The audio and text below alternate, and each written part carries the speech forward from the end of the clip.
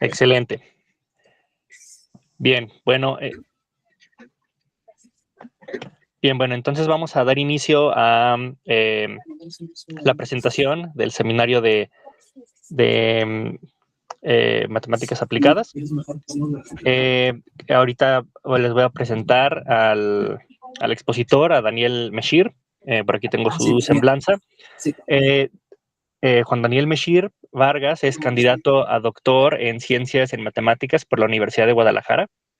Es maestro en matemáticas por la misma institución y licenciado en matemáticas por la Universidad Distrital Francisco José de Caldas en Bogotá, Colombia. Su investigación se centra en Machine Learning, problemas inversos y la solución de ecuaciones diferenciales. Es un apasionado por las matemáticas y la inteligencia artificial. Y bueno, sin más ni más, le cedo la palabra a Daniel para que comience con su charla. Y al final, pues ya tendremos una ronda de preguntas para los curiosos sobre el tema. Entonces, adelante, Daniel. Ok, perfecto. Bueno, pues primero, muchas gracias por invitarme. Para mí es un placer estar hoy acá. Y pues voy a platicarles un poco sobre algo que estaba trabajando en mi tesis de doctorado, que es pues controlar un poquito la frecuencia que debe aprender las redes neuronales. Y pues esta vez voy a hablar un poquito, así que ya. Voy a hablar un poco sobre pues esto de las redes neuronales, ¿no? Que son un poco este problema de que, o bueno, este artefacto que tienen de tener el sesgo espectral. Lo vamos a analizar un poco más matemáticamente a través de algo que se conoce como el kernel tangente neuronal. Y vamos a hablar también un poco sobre unas arquitecturas muy recientes llamadas CANs, en particular las CANs basadas en wavelets, con la idea de ver si estas presentan ese mismo sesgo espectral, este mismo artefacto que tienen las redes neuronales clásicas, y pues algunos teoremas que nos ayuden a ver si esto pues presenta las CANs o no se presentan las CANs, ¿no? Entonces, para comenzar, pues el mundo se ha estado revolucionando, ¿no? Con el Machine Learning ha sido una revolución completa y una de las bases del Machine Learning son las redes neuronales. Y en las redes neuronales, una de las cosas más básicas que se tienen es el perceptrón simple. Y el perceptrón es una función que recibe como entrada un vector X, que puede estar en Rn, y pasa por una función sigma, conocida como función de activación. Se multiplica por un vector W, que es conocido como un peso sináptico, y se le suma un vector B, que es como este desplazamiento o sesgo, ¿no? Que hay que ponerle a una recta para que logre encontrar los puntos adecuadamente. Entonces es toda una salida Y-gorrito. Esa salida Y-gorrito se tiene que comparar con algo real, ¿no? Las redes neuronales clásicas son modelo supervisado, entonces se comparan con un dato real y lo que se quiere es que pues la red o este perceptrón aprenda, se muevan sus pesos para que esta Y gorrito se parezca mucho a ese Y de la realidad, ¿verdad? Y pues esto logra resolver algunos problemas, pero se queda corto en sí, ¿no? Entonces a alguien se le ocurrió pues apilar varios de esos perceptrones en una capa, ¿no? Apilarlos verticalmente. Y esto se conoce como una red neuronal simple. Y estas redes neuronales simples pues funcionan igual, ¿no? Son una función que recibe como entrada X, un vector, tiene una matriz de pesos W, una matriz de pesos alfa, y pues igual, ¿no? El resultado es un Y gorrito y ese Y gorrito se tiene que comparar con un Y real, ¿verdad? Entonces, pues con esto llega Sibelius en 1969 y demuestra algo que se conoce como el teorema universal de aproximación, y es que si tú tienes una función continua en el hipercubo, esta función la podemos aproximar o se puede aproximar mediante una red neuronal simple, ¿no? Que es de esta apilar perceptrones en una sola capa. Entonces, lo que nos dice este teorema es que si tenemos el espacio de todas las redes neuronales, entonces vamos a poder aproximar a esa función continua en el hipercubo por alguna representación de una red neuronal, ¿no? Aquí el problema es que es una teorema de existencia, ¿no? Lo que nos dice es que vamos a tener n neuronas apiladas, no sabemos cuántas exactamente, ¿no? Sino sabemos que existen y que esas n neuronas apiladas, pues va a aproximar a la función que es continua, ¿no? Esta f de acá. Entonces, esto es conocido como el teorema universal de aproximación y es en lo que se basan las redes neuronales para decir que pues, podemos aproximar funciones, ¿verdad? Entonces, alguien dijo, ok, está bien apilar en verticalmente perceptrones, pero ¿y qué pasa si en lugar de apilarlos verticalmente, ahora los apilamos como horizontalmente, ¿no? Y esta es la forma en la que se conciben las redes neuronales clásicas, completamente conectadas y profundas, ¿no? Porque empiezas a añadir, en lugar de apilar todas las neuronas de forma vertical, las apilas de forma horizontal y consigues una arquitectura pues similar a cómo funciona el cerebro, ¿verdad? Porque tenemos pues conexiones entre neuronas, que son esos pesos sinápticos, tenemos que cada neurona procesa información y se la pasa a la siguiente.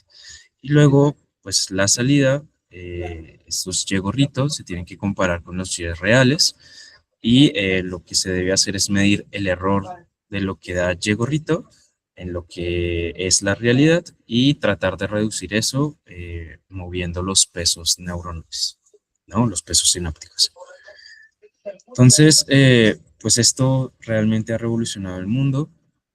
Esta arquitectura pues soluciona muchos problemas en la actualidad y se utiliza para muchas cosas. Luego fueron modificando un poco estas arquitecturas y viendo que podían hacer cosas como reconstruir objetos o reconstruir imágenes y se empezó a aplicar en muchas cosas como en la industria, ¿no? Y que sirven para resolver muchos problemas.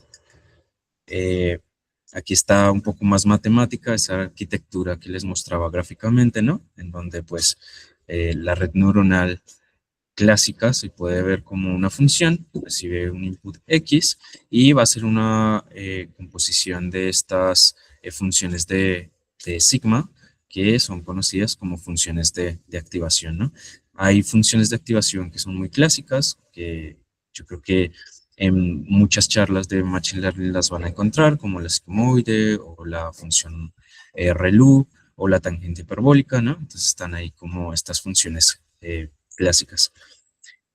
Y esta parte es importante porque lo que trata de hacer estas funciones de activación es curvar un poco o hacer que la salida no tenga un comportamiento lineal, sino que se vuelva un modelo que sea no lineal, ¿no? Que las redes neuronales tengan un comportamiento no lineal para capturar pues más patrones en los datos o pues para poder modelar mejor funciones, ¿no? Esta es la idea de las funciones de activación. Sin embargo, pues las redes neuronales tienen un artefacto conocido como spectral bias o sesgo espectral, ¿verdad? Y la idea de este sesgo espectral es que las redes neuronales tienden a aprender primero componentes de baja frecuencia y después con mucho tiempo de entrenamiento van a aprender los componentes de alta frecuencia. ¿Esto en qué se traduce? En que si nosotros entrenamos una red neuronal, queremos que eh, logre producir imágenes, por ejemplo, ¿no? O generar imágenes como esta del león, eh, Pues en un principio las imágenes que va a devolver la red neuronal va a ser imágenes como esta, ¿no? Que no tienen mucho detalle, que tienen la forma general del león, pero pues se ven como difuminadas, ¿no?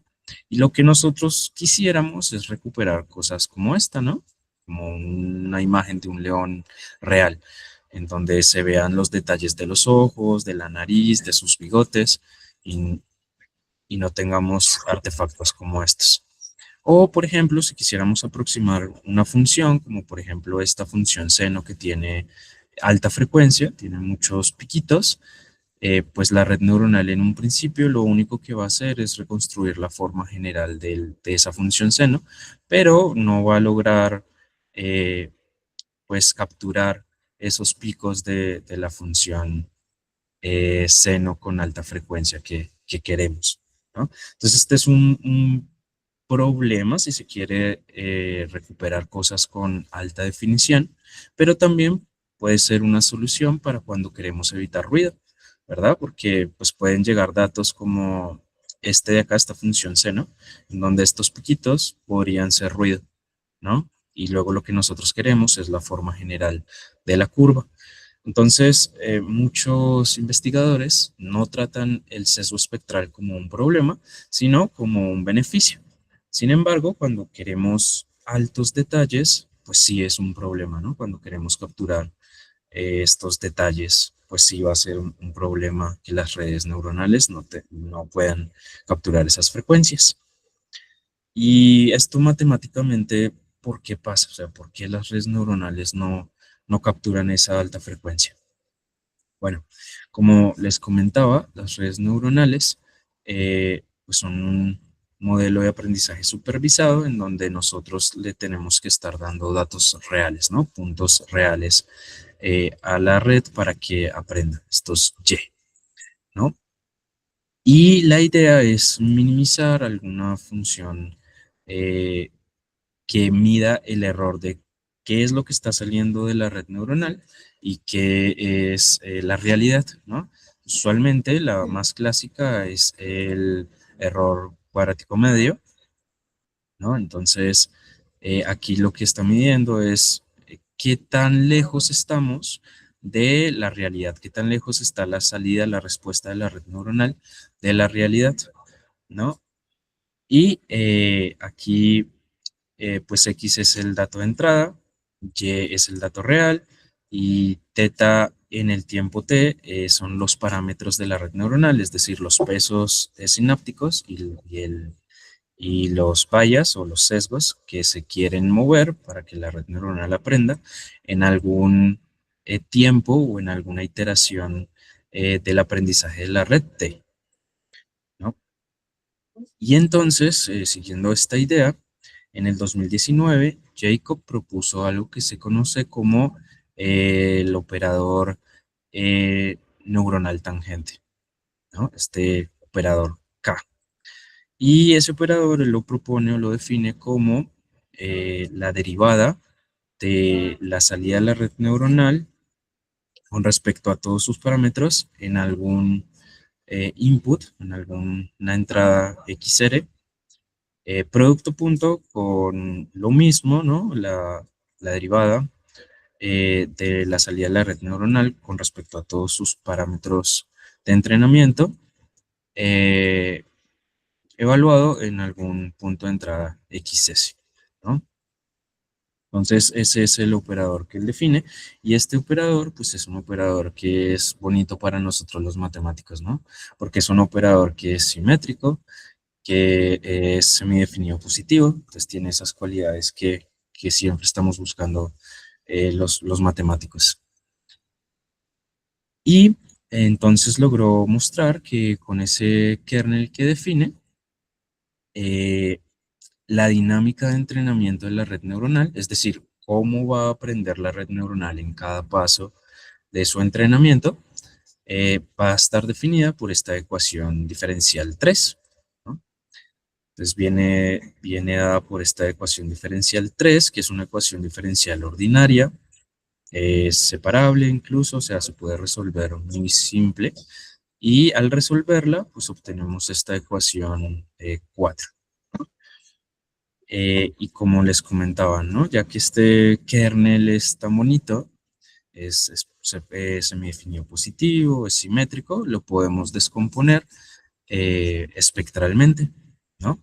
Entonces tiene su descomposición espectral, donde acá pues estas son las matrices formadas por los genvectores, y esta matriz es una matriz diagonal en cuya diagonal están los eigenvalores de esa matriz, ¿no? Entonces, siguiendo esta ecuación, pues lo que hacemos es reescribir a K en términos de su descomposición espectral, y pues obtenemos esta ecuación 5 de acá. Y reescribiendo esta ecuación en forma matricial, ¿no?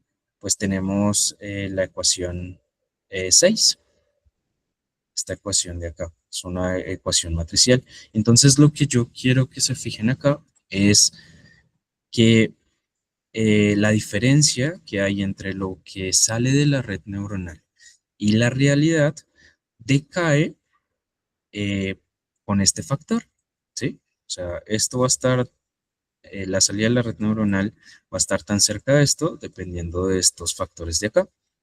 Si se dan cuenta, bueno, pues esta es simplemente los eigenvalores de la matriz. O sea, va a estar definido por los eigenvalores de la matriz, ¿no?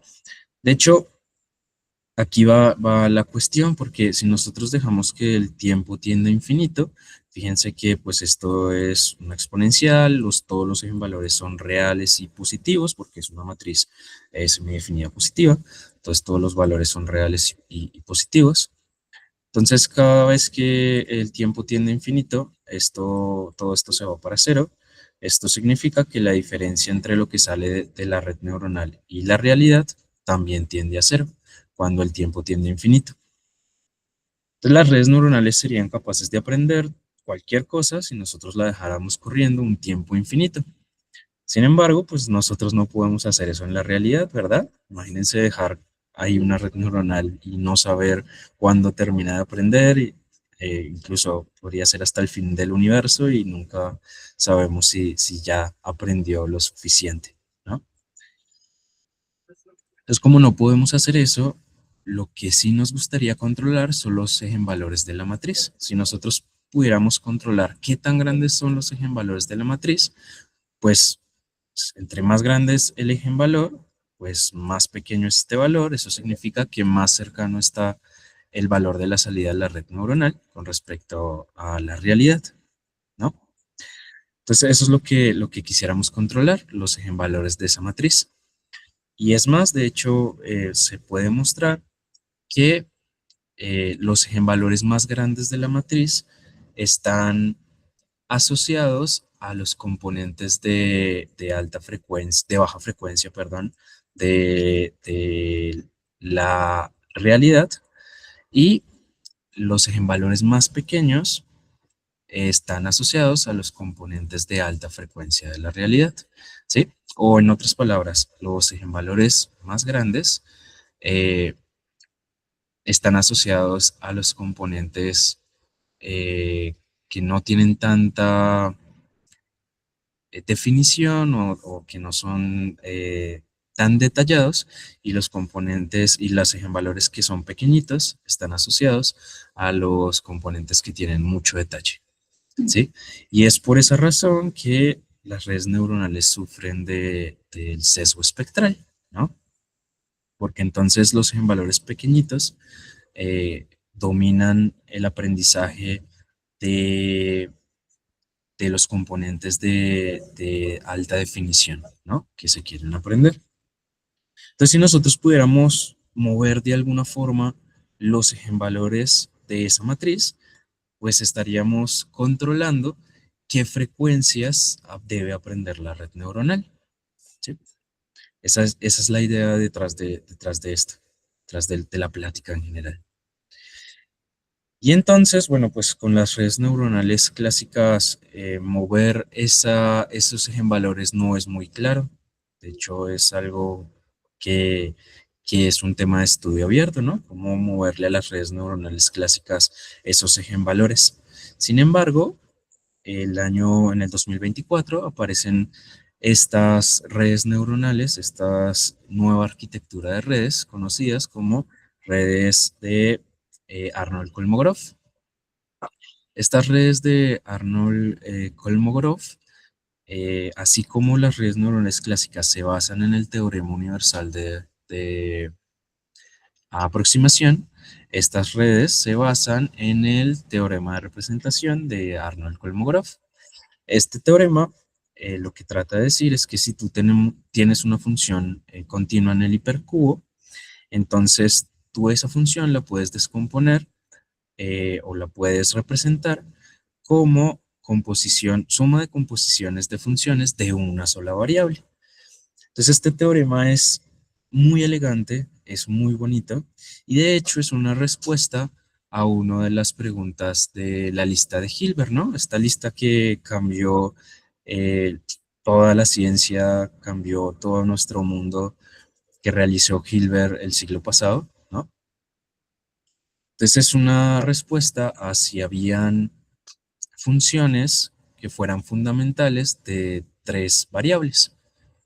Entonces, Kolmogorov logró descomponer todas las funciones continuas en funciones de una sola variable, de R3, ¿no? De tres variables, y Arnold logró extender esto a Rn, ¿no? Entonces, este teorema es muy elegante, es muy bonito, y alguien dijo, esto se parece mucho a una red neuronal, ¿no? Fíjense que las redes neuronales también son estas composiciones de funciones sigmoides y sumas de ellas. Entonces se parece bastante, ¿no? Y pues decidió ponerla en forma de arquitectura. Entonces acá no es exactamente el teorema de representación de Arnold Kolmogorov, sino más bien es una composición de ese teorema, ¿no? Lo que están haciendo acá es, eh, ahora las neuronas no van a ser simplemente pesos y sesgos, sino que las neuronas van a ser movidas por funciones, ¿no? Entonces, am, para hacerlo un poco más claro, las redes neuronales clásicas buscan aprender los pesos y los sesgos, y las redes neuronales de Arnold Kolmogorov buscan aprender las funciones de activación. Sí, es un análogo o algo muy similar. Con esta idea de aprender las funciones de Arnold Kolmogorov, ¿no? De aprender las funciones de activación, pues existen muchas bases que podemos elegir. Podríamos elegir como base, pues, B-splines, por ejemplo, o podríamos elegir como base polinomios de Chebyshev, o, pues en este caso y en esta plática, las que vamos a elegir como base de funciones de activación van a ser ondoletas o wavelets, ¿no?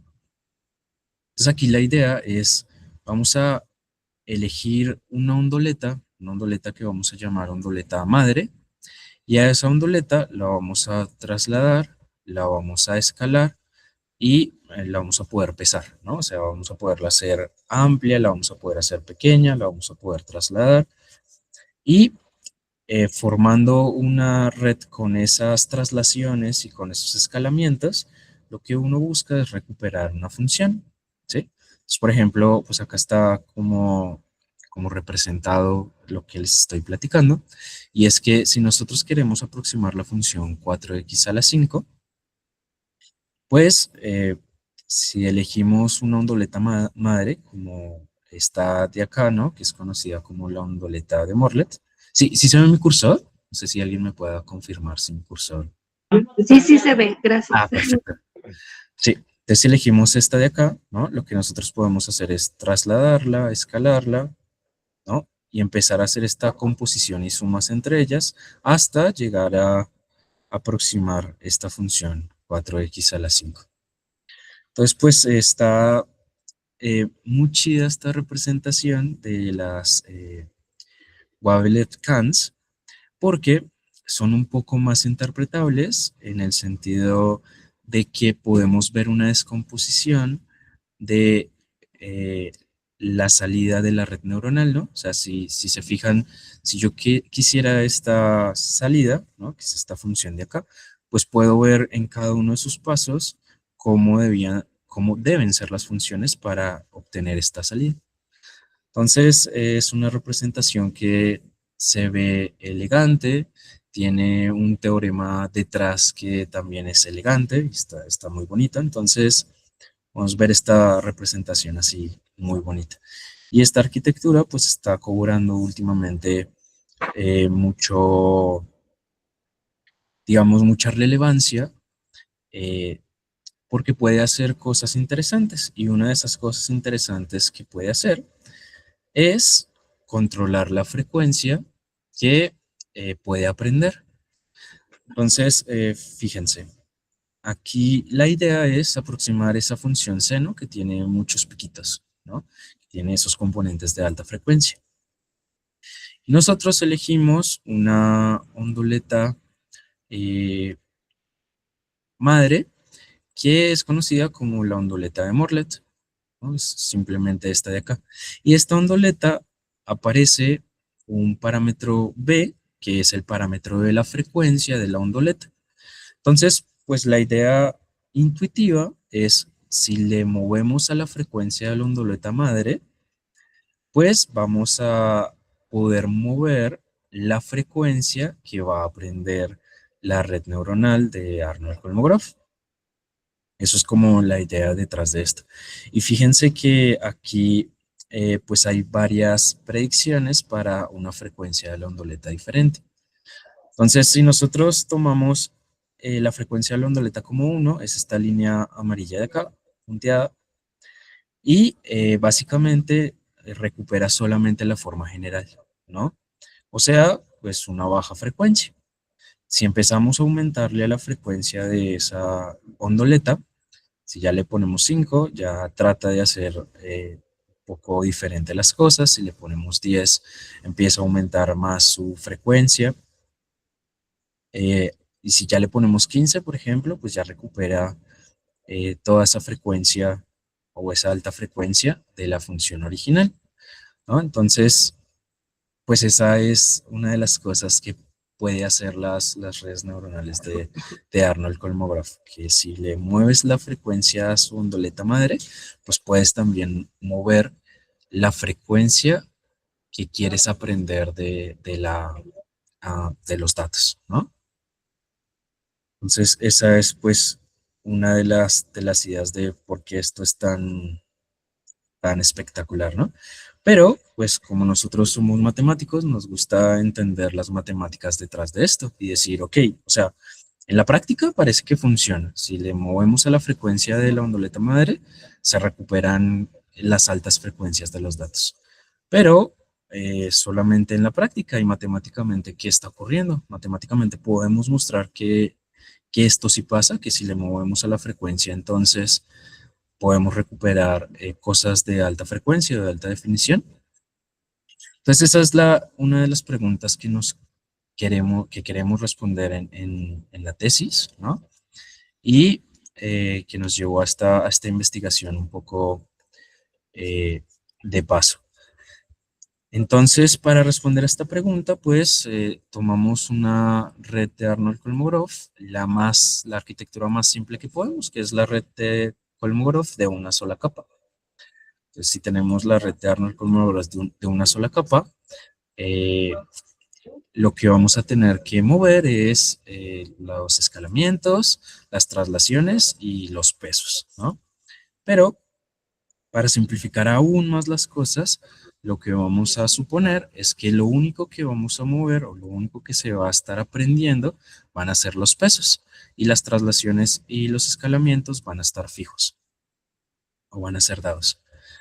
Y luego regresamos al kernel que propuso Jacob en el 2019, que es pues otra vez, ¿no? El producto punto de las derivadas de la salida de la red con respecto a cada uno de sus parámetros, ¿no?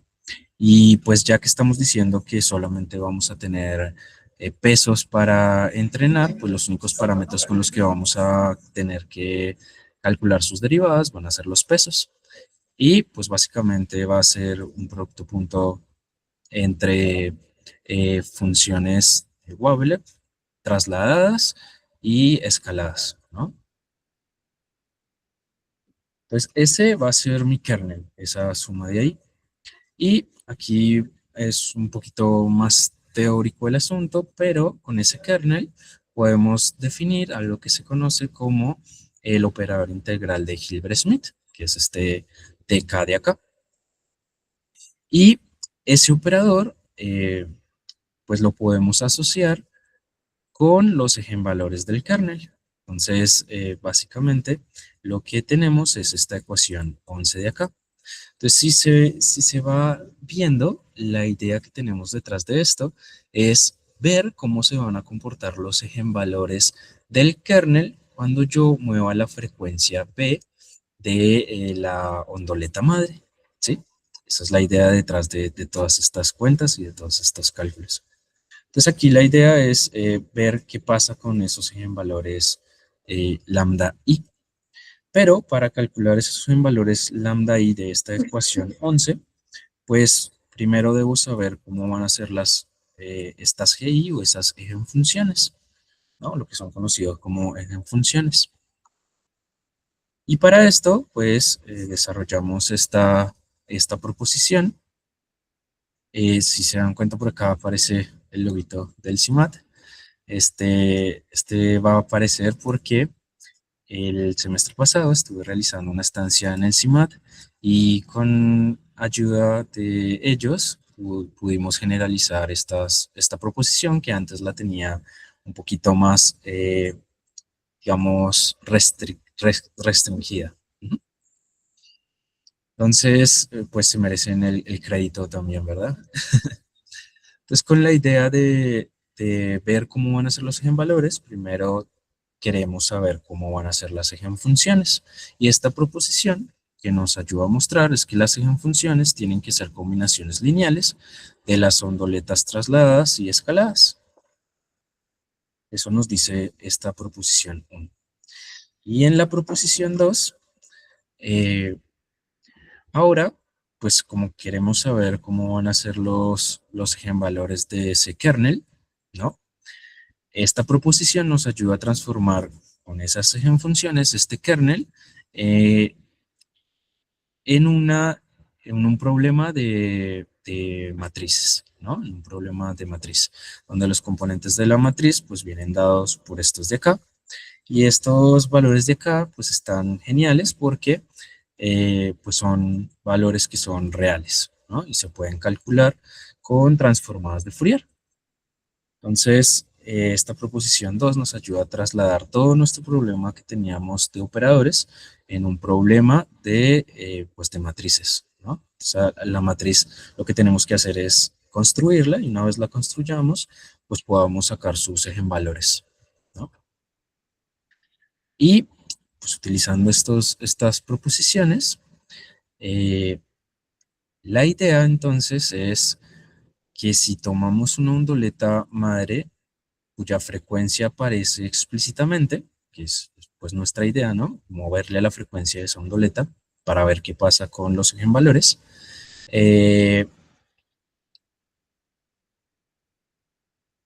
Entonces este teorema nos va a ayudar a decir, una vez elijas la ondoleta, como por ejemplo la ondoleta de Morlet, pues esos eigenvalores tienen un comportamiento.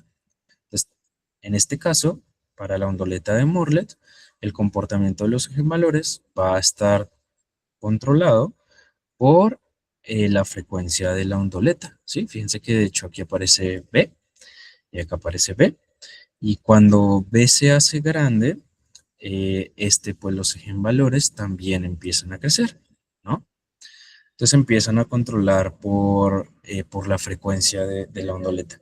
Y pues alguien se preguntará, ¿y qué pasa si no agarramos esta ondoleta? Si agarramos otra ondoleta. Entonces, por ejemplo, si agarramos la ondoleta de Shannon, que es otra ondoleta en la que aparece explícitamente el parámetro de la frecuencia, pues se puede mostrar de forma análoga que los eigenvalores van a estar dados por estos de acá. Y pues otra vez vienen controlados por la frecuencia de la onduleta. Y fíjense que pasa algo curioso. Cuando queremos más bien que los eigenvalores sean grandes, pues simplemente hacemos que B sea grande.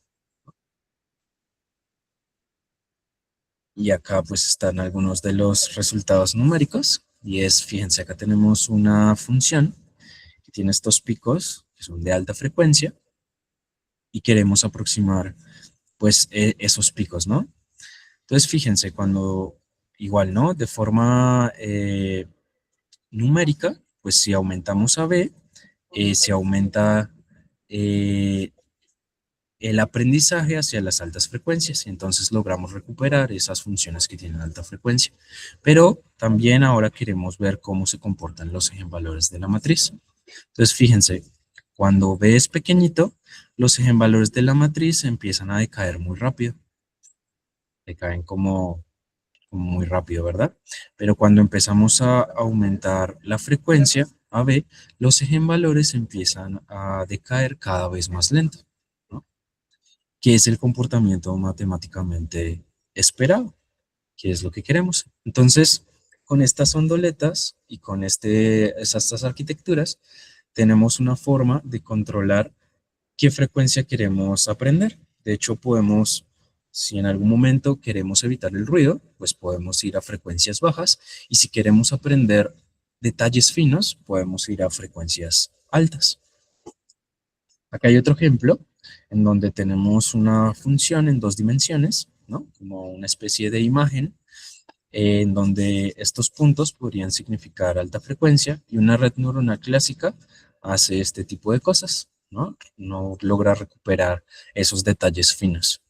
Mientras que si utilizamos una red de Arnold-Kolmogorov, pues esos detalles finos sí se pueden alcanzar, sí los podemos recuperar, ¿verdad? Entonces esa es la idea detrás de todo esto. Bien, sí. Perfecto. Entonces estas son algunas de las referencias principales que les quiero compartir por acá. Está pues el primer artículo que habla de las redes neuronales de Arnold Kolmogorov basadas en ondoletas.